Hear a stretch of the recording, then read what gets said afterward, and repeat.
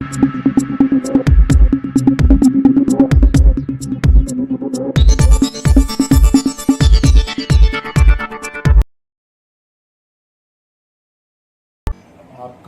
Youth महानगर जो कार्यक्रम कर रहा है हर जगह, क्या कहना चाहेंगे? कौन इस बार सांसद के रूप में गोरखपुर में आएगा या भारत में 400 पार?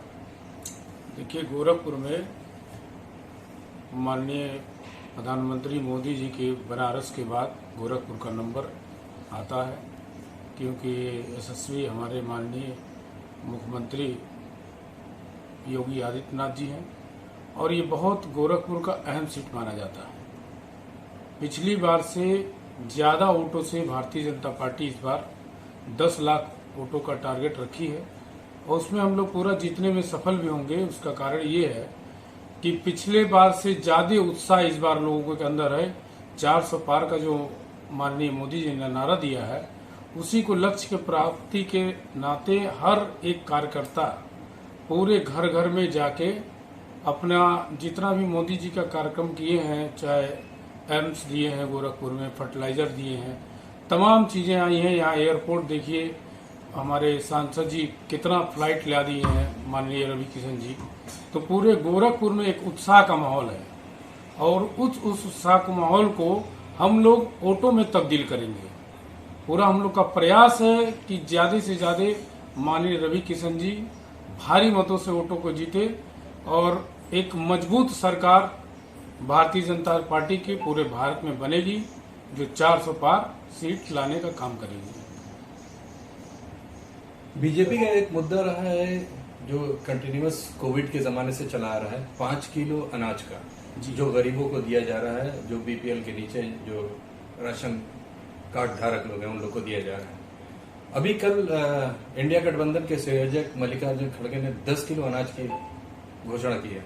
आप इसको कैसे देखते हैं? देखिए, कांग्रेस शुरुआत से सोच रही कि लालच देके किसी भी तरीके से वोट ले लिया जाए।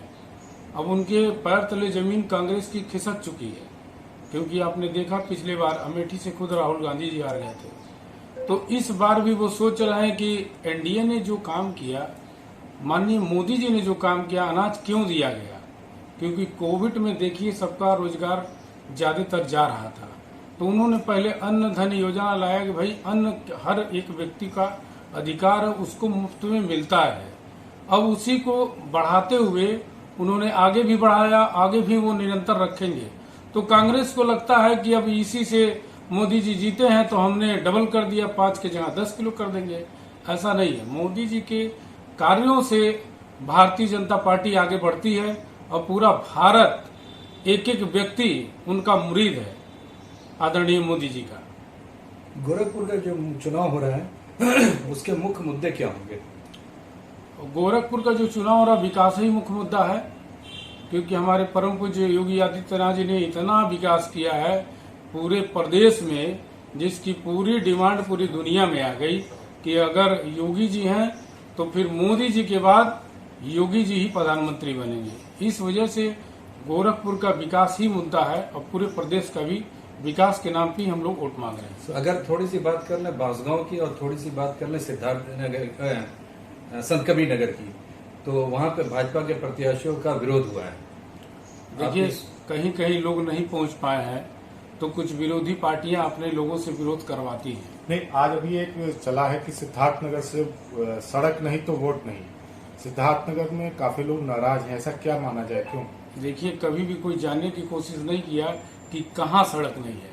कहीं कहीं अगर नहीं सड़क पहुंच पाया तो कार्य योजना तो चली रही है, वहां भी सड़क पहुंच जाएगी। तो कुछ जो विपक्षी हैं तो लोग इकट्ठा होकर विरोध करते हैं। अब सीधे अगर विरोध करेंगे तो पार्टी के हो जाएंगे कि मैं समाजवादी पार्टी का हूँ, कांग्रेस पार्टी का हूँ। तो किसी पार्टी के न नाते होके उसी तरह विरोध करते हैं कि हम विरोध करेंगे तो माहौल बनेगा। ऐसा कुछ नहीं है। पूरे आप देखिए, सिद्धार्थनगर, महाराजगंज, खलीलाबाद, गोरखपुर, बस्ती, देवरिया, सब तरफ पूरा विकास का लहर, पूरा जो 2 लेन था 4 लेन हो गया। आज पूरे गोरखपुर में देख लीजिए आप, चाहे बस्ती चले जाइए, देवरिया चले जाइए, हर जगह रोड बन रहा है और कोई ऐसी मुद्दा नहीं है। मुद्दा बनाया जा रहा है, उसका भी अगर देख के चुनाव बाद वो भी बन जाएगा। अभी थोड़ा रुका हुआ होगा तो भी बन जाएगा। संत कबीर नगर में काफी लोग नाराज जता रहे हैं। लोग चाह रहे हैं कि इस बार जो भी कैंडिडेट हो कायदे का है, लेकिन तीनों पार्टी कह रही है हम जीत चुके हैं। कहने से तो कुछ भी नहीं होता है, लेकिन मीडिया वाले भी पूरा हर एक आप लोग भी तो वोटर हैं। आप लोग खुद समझ रहे हैं किस मुद्दे पे वोट दिया जा रहा है, तो किस मुद्दे पे और कौन बताइए इस समय कोई एक नेता बता दीजिए जो माननीय मोदी जी के टक्कर में कोई विपक्ष का नेता हो जो प्रधानमंत्री योग्य हो। कोई भी नेता बता दीजिए, ऐसा कोई नेता नहीं है। बनेंगे मोदी जी बने हैं, आगे भी मोदी जी ही बनेंगे।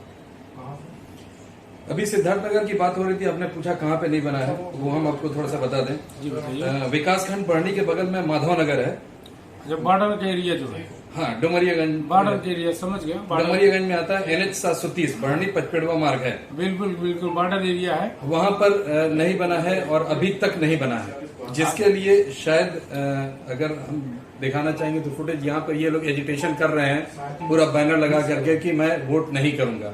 और अभी अगर 4 फेज की अगर हम पोलिंग को देखें तो बहुत से ऐसी जगह पे हुए हैं जहां पर वोटों का बहिष्कार हुआ है। और खास तौर से अगर हम बात करें कुछ जगह जहाँ पे भी है, जहाँ मान लीजिए हमारे समर्थक नहीं है, ये कुछ काम में त्रुटि है, तो उस काम का भी समाधान होता है ना। हर चीज का एक समाधान का रास्ता बातचीत से निकल जाता है। अब चुनाव का माहौल है तो उनका भी बाजार चलना चाहिए, कुछ विरोध तो होगा ही। बिना विरोध के, अगर किसी का भी विरोध नहीं है तो आप जिंदा नहीं है। विरोध भी अगर हो रहा है तो उसमें कोई बुराई नहीं है। अगर विरोध हो रहा है तो बता रहे हैं, अपनी बात रखना, उसी बात को हम लोग आगे बढ़ाते हुए जो कहीं छूटा हुआ है उसको पूरा करा दिया जाएगा चुनाव बाद। आखिरी सवाल है, बीजेपी का एक नारा है सबका साथ सबका विकास, अल्पसंख्यकों का रिप्रेजेंटेशन नहीं दिखता। आप संयोजक हैं, क्या कहना चाहेंगे? हमारे पीछे ही पूरे अल्पसंख्यक हैं, हमारे आगे भी कॉलोनी में पूरे अल्पसंख्यक कहीं हैं। वोट में दिखता नहीं है, कहीं आपके कैंडिडेट्स नहीं दिख रहे हैं। नहीं, कैंडिडेट की बात तो देखिए ये पार्टी नेतृत्व तय करती है कैंडिडेट कौन है कौन रहेगा। लेकिन जो अल्पसंख्यक की बात आप लोग कर रहे हैं, विपक्षी द्वारा भी किया जा रहा है, तो आप देखिए कि जब से हमारे परम पूज्य मुख्यमंत्री जी बने हैं मुख्यमंत्री 2017 के बाद, पूरे प्रदेश में कितना शांति आया है। 25 करोड़ की आबादी है, ऊपर ही है। आप देखिए कहीं भी लड़ाई झगड़ा दंगा बवाल नहीं हो रहा। ये चीज पहले क्यों नहीं हो सकता था? हो सकता था, लेकिन नहीं होता था क्योंकि अल्पसंख्यकों को बरगलाया जाता था कि आपका विरोधी हिंदू है, लड़वाया जाता था, हर जगह हिंदू मुसलमान किया जाता था। लेकिन माननीय मुख्यमंत्री जी के नेतृत्व में जो प्रदेश सरकार हमारी चल रही है, आज पूरे गोरखनाथ मंदिर में देखिए कितना दुकान लगता है मुस्लिमों को, कोई दिक्कत नहीं है किसी को। ये सिर्फ कहने की बात है। मैं चुनाव में रिप्रेजेंटेशन की बात कर रहा हूँ। चुनाव में देखिए पार्टी के 2 प्रमुख लीडर हुआ करते थे, शाहनवाज और मुख्तार, उनको भी टिकट नहीं मिला है। देखिए ये पार्टी नेतृत्व तय करती, मैंने पहले ही कह चुका है, इसमें हमारा कोई रोल नहीं है।